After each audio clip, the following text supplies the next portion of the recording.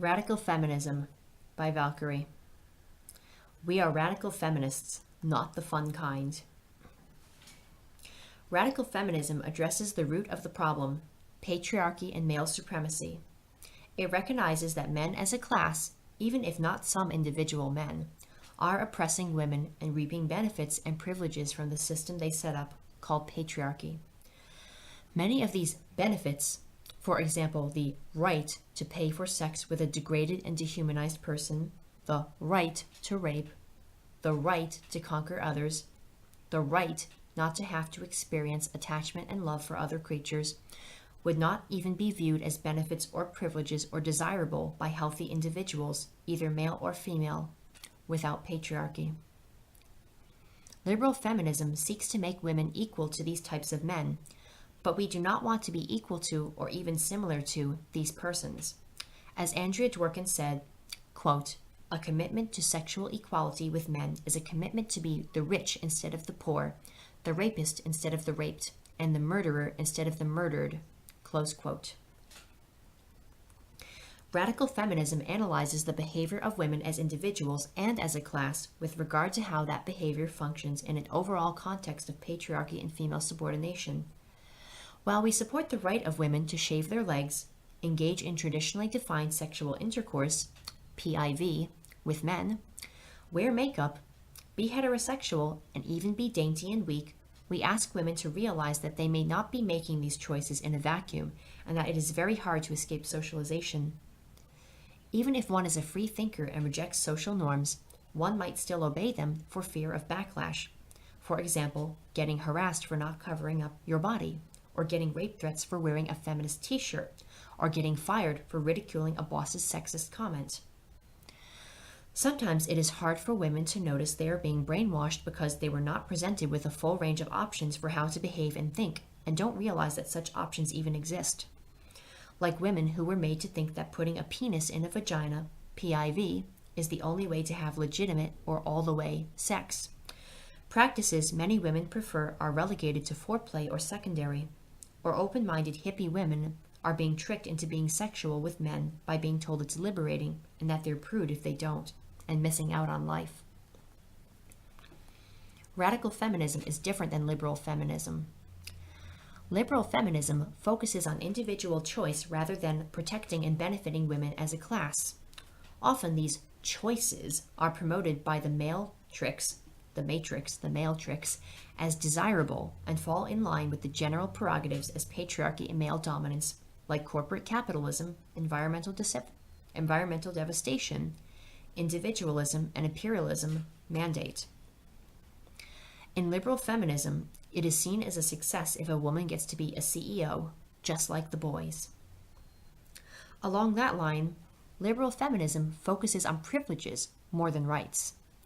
For example, their brand of feminism seems to focus on women getting to have just as much fun as men, just as much sex, just as much money, a choice of the right color lipstick, and the right to wear fun colors to work, rather than on focusing on getting men to stop committing violence and rape against women and children. Liberal feminism tends to care about the opinions of men. Get men on board is almost a catchphrase of theirs, and the idea that a women's liberation movement needs men to be legitimate is as hilarious as the idea that a black rights group needs white members to be legitimate. As long as either movement is not attacking the innocent, then it doesn't need the blessings of anyone, especially not from the members of the group oppressing them, to be worthwhile. Radical feminism does not give a hoot what a single man in the entire world thinks of its movement. If every one of the 3 billion plus male individuals on the planet despised our movement, we would still preach for it and fight for it because we would still be right. Although it is possible for sexuality and erotic imagery to be egalitarian and unoppressive, at least to specifically lucky individual women in a patriarchy, the fundamentals of pornography and prostitution as a whole create and maintain a climate in which prostitutes and porn stars as a whole are objectified, misused, coerced, tricked psychologically into joining the business, and generally blur the lines between consent and force or trickery. Young women are literally kidnapped around the world and carried off to perform in porn videos or even have real live sex, rape with Johns.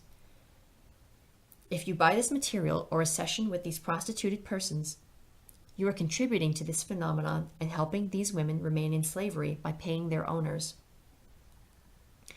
While we are strongly supportive of transgender people, we are critical of the transgender lobby, which seeks to blur the distinction between people born with vaginas and people born without them, and the differences in socialization, life experience, health needs, and psychology, which is caused by women-born women spending formative childhood years being treated as inferior, psychological differences between the two. We are also critical of the rather silly idea that one needs to have a feminine body or crotch shape in order to like feminine things. For that matter, we disagree that there are such things as feminine or masculine thoughts and behaviors and psychologies. While both physical sex and social gender can be fluid, most people are born with physical bodies that are obviously either male or female, and are therefore raised and treated as members of either the ruling class or the subordinate class. Very few people are genuinely intersex. We also believe that while many trans women are safe and are perhaps truly feminine in spirit, whatever that means, that there also exist men who pose as trans women in order to gain access to women's spaces and consume women psychologically and physically. That is, some rape women or grope them, while others dominate women emotionally and sap off our personal energy and patience just to indulge in a fetish. While this in no way includes all trans women, it is including of a large amount that women need to feel threatened by the presence of trans women in certain women's spaces, per se. Though there certainly should be conjoined safe spaces for both trans women and women-born women to escape male violence, in addition, they should have women-born women-only spaces for those of us who were born female. Furthermore, the transgender lobby seems to support the wishes of trans women only because they were born as men, and copying the patriarchal idea that men can go and do wherever and whatever they want, they have insisted that women accept trans women into every woman-only space you could imagine. It is much too easy for a physically and psychologically male person to pose as a trans woman and wreak havoc on women. The idea that women need to open every door to people who were raised as male, many of whom still have their penises attached, is all too reminiscent of the patriarchal idea that we, as women, need to be open to men and penises by default.